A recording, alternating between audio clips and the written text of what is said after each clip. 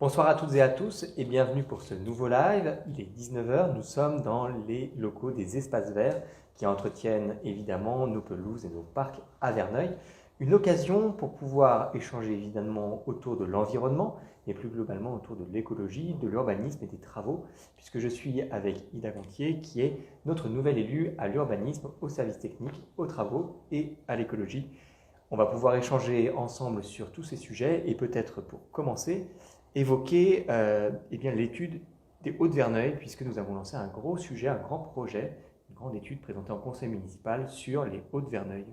Alors en fait, effectivement, suite à des demandes qui avaient été faites par les riverains des Hauts-de-Verneuil, et on avait commencé à étudier toute cette zone, on s'était rendu compte que les différents parcs n'étaient pas reliés spécialement bien entre eux, et donc on est parti d'une idée de faire entrer la forêt directement dans la ville.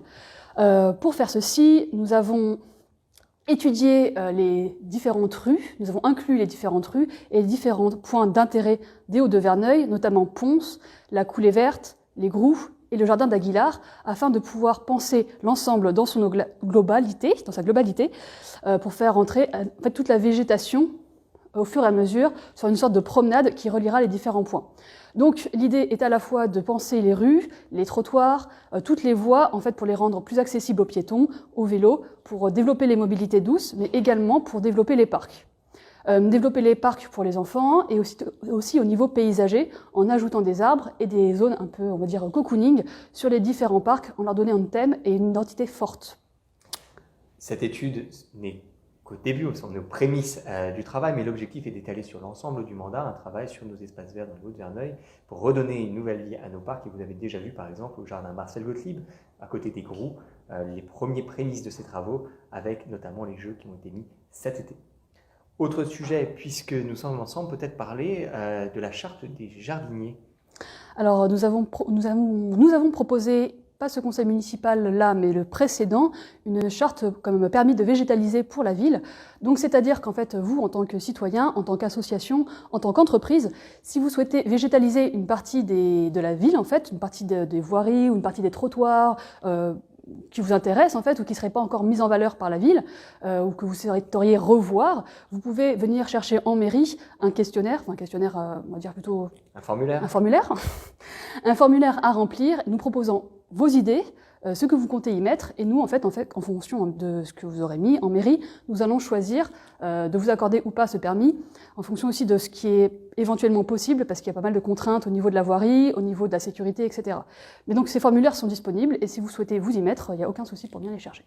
En l'occurrence, c'est une opportunité pour de nombreux habitants de pouvoir se réapproprier leur trottoir et leur voirie, mais aussi plus globalement, évidemment, les petits espaces verts qui ne sont pas forcément toujours entretenus, notamment par la CU chez PSEO. Donc c'est l'occasion, si vous le souhaitez, de pouvoir vous réapproprier vos espaces verts. Si je peux me permettre aussi quelque chose, c'est qu'il y a déjà des gens qui ont entamé qui ont déjà fait ce genre de choses, donc qui ont déjà mis des fleurs, qui ont déjà planté des petits arbres, etc.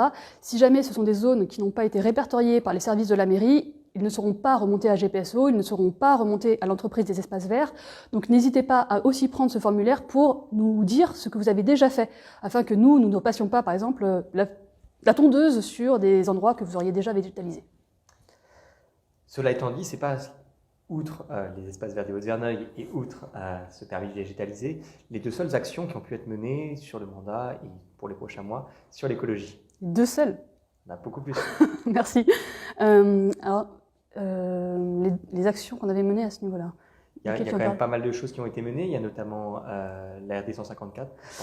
Oui, effectivement, il y a eu du coup l'arrêt tout ce qui était fait pour la RD 154 avec tout le travail que ça demandait auprès des Vernoliens et auprès de GPSEO, auprès du département, etc. Mais également, nous avons, plus actuellement au niveau des projets, nous avons pour Noël, avec les écolibris, nous allons mettre en place une option permettant de récupérer les sapins après les fêtes. Tous les sapins qui ne seront pas floqués, qui ne seront pas bombés ou qui ne seront pas artificiellement modifiés, pourront être récupérés par les services techniques à Pons ou bien auprès des écolibris sur la place à côté de la place du marché, broyés, afin d'être revalorisés par la suite. Si jamais en plus vous voulez récupérer ce broyat, il sera tout à fait possible pour vous de le faire. Donc vous allez voir bientôt en fait des affiches qui seront mises en ville, ainsi que sur les réseaux sociaux et sur la ville, pour vous donner les dates, les horaires de tout ce processus. Et au-delà peut-être de ces actions peut-être ponctuelles, un point sur tout ce qui se fait en ce moment en matière d'écologie ? Allez, entre les sans arbres, les Oui, jardins, c'est effectivement. les parcs, Alors, il y a quand même de quoi faire. donc les grous, par exemple, enfin, les nouveaux jeux Gottlieb, en fait, c'était juste la première phase de refaire les jeux.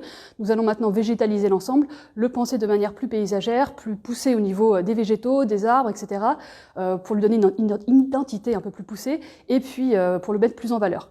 Ça, c'est juste la première étape pour en fait penser la végétalisation de l'ensemble de la ville. Donc sur cette première partie de mandat, cette première année et demie, nous allons mettre en place, nous allons refaire, on va dire, le bilan de tous les arbres que nous avons plantés jusqu'ici, afin de vous présenter notre projet de plantation de 100 arbres par an. Ainsi, vous pourrez voir que nous avons fait des efforts sur ce point-là. Donc il va y en avoir qui seront plantés notamment à Pons, le Marcel Gottlieb, sur Aguilar également, et notamment aussi sur les écoles. Donc ça me permet de faire la petite transition vers Chemin Vert. Les travaux vont commencer dès demain sur Chemin Vert. Donc pareil, les jeux ont déjà été mis en place, mais là on va végétaliser et on va commencer les travaux sur le préau.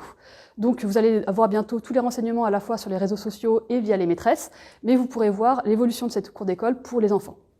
Et en plus, au-delà de la cour d'école et au-delà du préau, encore une fois, c'est un projet écolo puisqu'il y a tout ce travail qui a été fait sur le potager et puis les nichoirs et puis l'ensemble de cette arrière-cour qui jusqu'à présent n'était pas du tout utilisé. Voilà, tout à fait. Là, on va aussi rendre en fait cet espace à l'école qu'ils n'utilisaient plus, afin de leur proposer un lieu pédagogique à la fois pour les enfants, pour développer tout ce qui est potager, etc., pour travailler sur tout ce qui est, enfin, le cycle de l'eau, et aussi tout ce qui est insectes, oiseaux, etc., puisque nous avons un projet avec l'ensemble des écoles sur tout ce qui est nichoirs et hôtels et insectes.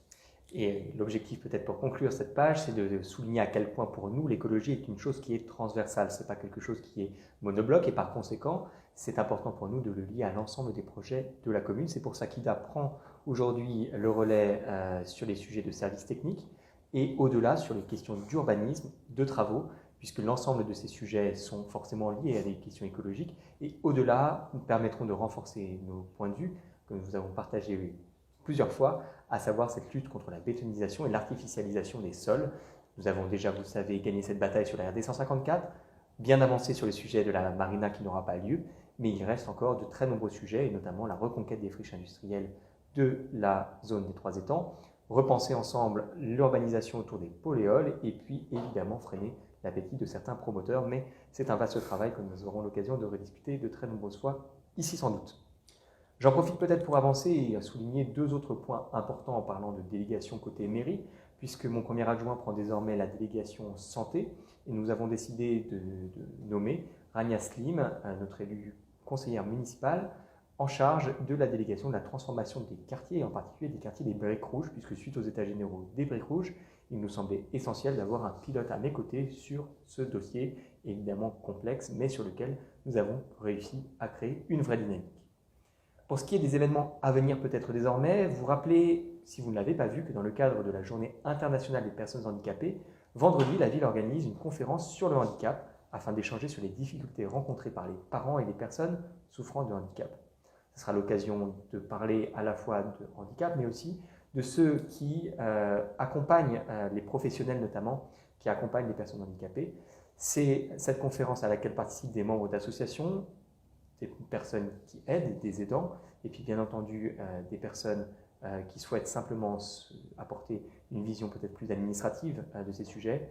Eh bien, le rendez-vous est à 19h30 ce vendredi à l'espace Maurice Béjart. Dans la foulée, évidemment, un week-end marqué par le Téléthon.